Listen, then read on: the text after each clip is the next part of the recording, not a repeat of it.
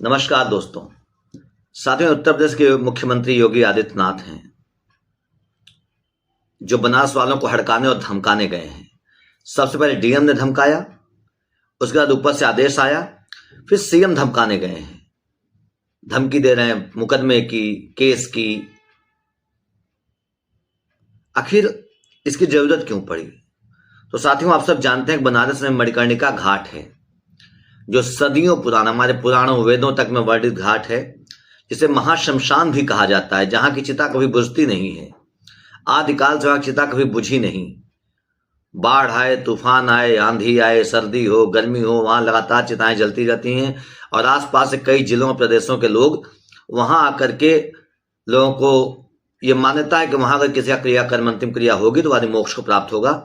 तो मणिकर्णिका घाट है, यहाँ शमशान पे होली भी खेली जाती है। यहाँ एक मान्यता है कि भगवान विष्णु के मणि का एक टुकड़ा यहाँ गिरा था, इसलिए से मणिकर्णिका कहा जाता है। पहले ये घाट कच्चा था, बाद में सन 1700 के आसपास इंदौर की महारानी राजमाता अहिल्याबाई होलकर ने इसका जीर्णोद्धार कराया, यहाँ घाट बनवाए ताकि लोगों को आसानी रहे। ये घाट चले आ रहे थे और सम्मान स्वरूप बनारस के लोगों ने वहां पर माता अहिल्याबाई होलकर की मूर्ति स्थापित की और भगवान विष्णु की मणि की प्रतिकृति वहां पर स्थापित की गई। अब ऊपर के इशारे पर, जैसा कि मुझे एक पुराने आईएएस ने बताया कि एक बड़े सेठ की नजर देश भर के क्रिमेंसन स्थलों पर, माफ कीजिएगा, अंतर्राष्ट्रीय स्थलों पर पड़ चुकी है और वो जानते हैं कि बिजनेस कभी मंदा नहीं होने वाला, इसलिए वो सारे अंतर्राष्ट्रीय स्थलों का सरकारी खर्चे पर पुनरुद्धार करा करके उसे अपने कब्जे में लेना चाहते हैं। तो उस इशारे पर इसका निर्माण कार्य होने की बात सुन रहे थे हम लोग।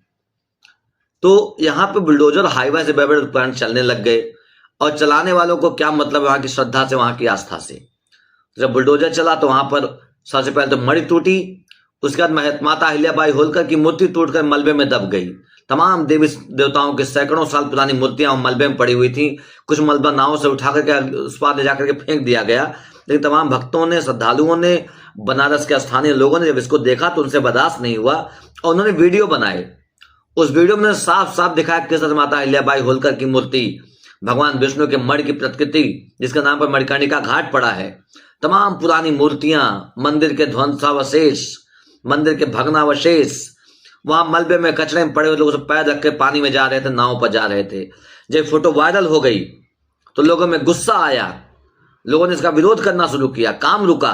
और जब काम रुका, सबसे पहले डीएम ने धमकी दी कि सारी फोटो एआई जनरेटेड है। मुझे नहीं पता मुख्यमंत्री योगी आदित्यनाथ एआई का मतलब समझते भी हैं नहीं समझते हैं, लेकिन उन्होंने जाकर कहा सारी फोटो एआई जनरेटेड है और उसके बाद इसलिए जो इसको वायरल करेगा उस पर मुकदमा होगा।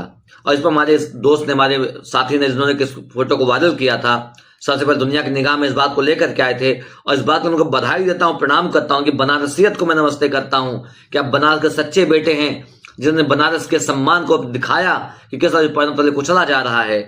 तो उन्होंने फिर से वीडियो बनाया है और उन्होंने कहा है कि अगर ये फोटो एआई जनरेटेड है तो योगी मोदी जी हमको फांसी चढ़ा दें, और अगर एआई जनरेटेड नहीं है तो जिसने इल्जाम लगाया है, चाहे डीएम हो चाहे सीएम हो, टर्मिनेट करें। खैर मैं जानता हूँ योगी जी ऐसा चाहकर भी नहीं कर सकते, लेकिन मैं आपसे पूछता हूँ क्या आपकी कोई जिम्मेदारी बनारस को लेकर के नहीं है?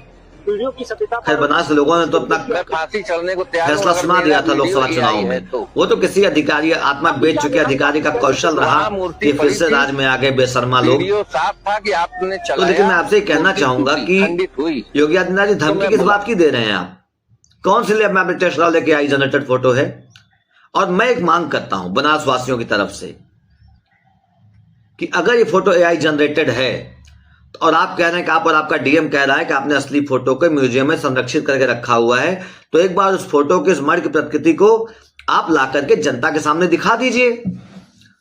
आपने कहां पर उसको रखा हुआ है संरक्षित करके। फोटो पब्लिक डोमेन में आ जाएगी, लोगों की जमानत अपने आप बंद हो जाएगी, आपको धमकी देने की जरूरत नहीं पड़ेगी।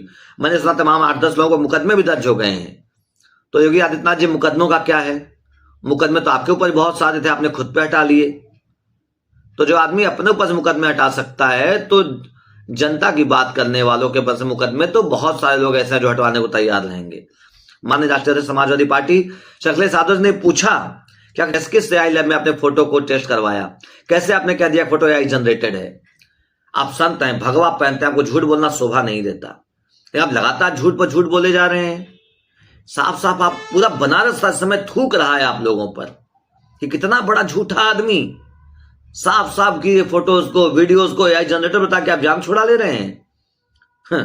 मैं तो आश्चर्यचकित हूं आप लोगों ने मनोहर लाल धाकड़ की फोटो को एआई जनरेटेड कैसे नहीं कह दिया। वो भी कह सकते थे आप लोग। आप तो चिन्मयानंद जी के मसाज वीडियो को एआई जनरेटेड बता दीजिए, तो भले तब एआई नहीं था। आपके 20% भक्त तो मान ही जाएंगे। खैर, मेरी बनारस वासियों से अपील है कि आप लोग फिर से आंख खोलिए। जो बनारस की मस्ती थी, जो बनारस का मौज था, जो बनारस का गुरु एक अल्हड़पन था, वो सब खत्म हो रहा है। हम लोग बाबा विश्वनाथ का दर्शन करने जाते, जब बनारस पढ़ते थे तो इतना आध्यात्मिकता मन में आती थी, गली गली में जाते हुए दर्शन करते हुए।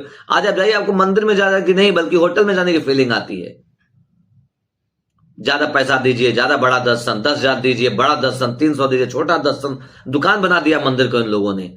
जिन बनारस के कुछ परिवारों के लड्डू बनकर बाबा विश्वनाथ को चढ़ाए जाते थे सदियों से, वो अधिकार उनसे छीन लिया गया। वो अधिकार दे दिया गया ले जाकर के गुजराती कंपनी को। तमाम निषाद, तमाम मल्लाह हमारे साथी बताते हैं कि जो नाव निषाद मल्लाह चलाकर परिवार का पालन करते थे, वो सारा अधिकार छीन करके कंपनियों को दिया जा रहा है। अब कंपनियां वहां पे कारपोरेट तरीके से नाव चलवाती हैं और रेट भी आम आदमी के लिए बढ़ा हुआ है और सुविधाएं खैर वही, लेकिन आम आदमी की रोजी रोटी मारी जा रही है। और साथियों, कि बनारस को बचाने की जिम्मेदारी किसी योगी, किसी मोदी, किसी अखिलेश यादव, किसी राहुल गांधी की नहीं है।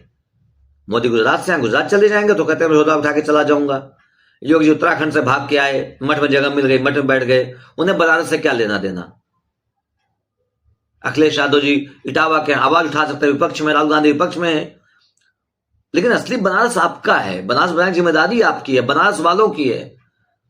अगर आप लोग अजभी से रह जाएंगे तो आज लोग बनारस की जो लड़ता, जो बनारस की मस्ती, जो बनारस का मौज गुरु हम लोग देखते थे, किताबों में पढ़ने को भी नहीं मिलेगा। फिल्मों में देखेंगे, पुरानी फिल्मों में। बनारस आपका है, जिम्मेदारी आपकी है। अगर आप योगी जी को लगता है फोटो एआई जनरेटर, मैं फिर से मांग करता हूं कि असली फोटो को आप पब्लिक डोमेन में डलवा दीजिए। जिस म्यूजियम में आपने रखा हुआ है माता अहिल्याबाई होलकर की मूर्ति को, मणिकर्णिका घाट की मणि को सामने रखवा दीजिए। पब्लिक की जबान बंद हो जाएगी, लोग आरोप लगाना बंद कर देंगे, धमकी और मुकदमे की जरूरत नहीं पड़ेगी। खैर, मुकदमे लगे हैं जिन पर, ईश्वर चाहेगा तो उनके मुकदमे भी हट जाएंगे। बड़े बड़े अपराधियों के मुकदमे हट गए इस प्रदेश में। जय हिंद, जय भारत, जय समाजवाद। अखिलेश यादव जिंदाबाद, समाजवादी पार्टी जिंदाबाद, बनारस जिंदाबाद, बनारसियत जिंदाबाद।